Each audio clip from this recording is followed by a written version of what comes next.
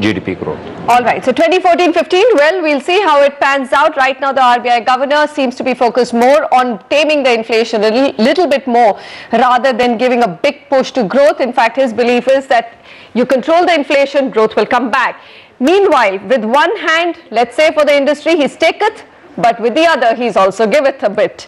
As loans to the residential housing sector projects, the policy today says under the commercial real estate CRE sector exhibit lesser risk and volatility than the CRE sector taken as a whole. It has been decided to carve out a separate subsector called the commercial real estate residential housing. And now what has the credit policy done in this matter? Well, I'm just going to try and read this in one line. It says the CRE RH, that the residential housing segment will attract a lower risk weightage of 75% and lower standard asset provisioning of 0.75% as against 100% and 1% respectively for the commercial real estate segment. So literally there's a little bit of easing of provisioning norms for banks against the loans that they give for the real estate sector, especially if it is meant for housing sector. We will outline and bring you a story whether this will have any big impact on opening up the choked loan supply to the real estate sector. But that's also something which has come in the policy and seems to be a good positive move. We'll stay with policy. Affordable rental housing, the next focus area of the Central Housing Ministry. This is the government's endeavor to make housing available to the lower income and economically weaker group of people. Essentially, what does this mean? That this group no longer has to buy low-cost homes, rather it can get them on rent from the government. Government will build them either alone or along with private developers. The question we are asking, why will this rental scheme be successful if the government hasn't got much of anything right when it comes to affordable homes at all? How will it guarantee that the rental scheme will work? Navin Raheja tries to get some answers.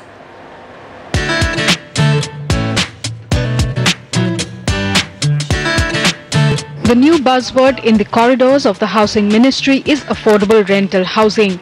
An ever-growing migrating population and the census of 2011's estimates that about 27.5% of the urban population live in rented accommodation prompted the central government to look at creating rental housing stock in partnership with the states and urban local bodies. The policy is in place and the government has started a pilot project in Chandigarh. As many as 7,627 rental dwelling units have been sanctioned in 25 states and are expected to be ready in a couple of years' time. Rent and eligibility criteria will be finalized by municipalities and urban local bodies on a no-profit, no-loss basis. States like Maharashtra and Gujarat already have their own rental housing schemes. People who come to the cities don't have to go to a slum, and there is a rental housing available for them. So as a part of the Rajiv Abbas Yojana project, we have also sanctioned many municipalities rental housing projects. And we also give the same kind of support to them, 50% of capital subsidy for larger towns and 80% of capital subsidy for smaller towns. Inadequate supply of affordable housing is seen as a major reason for expansion of slums in and around metros and other cities. Low-income households typically cannot afford to buy homes and cannot get home loans due to lack of credit history.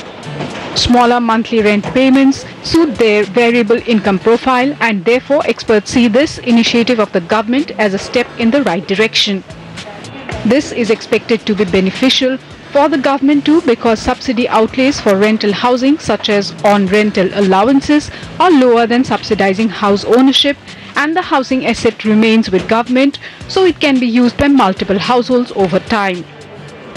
But the rent law both at the centre and the states will also have to be amended. There have to be guidelines which should be very proper and well-defined guidelines, and it should be aimed at the actual beneficiary, and it should not be aimed at the discretion of the officers or the political system.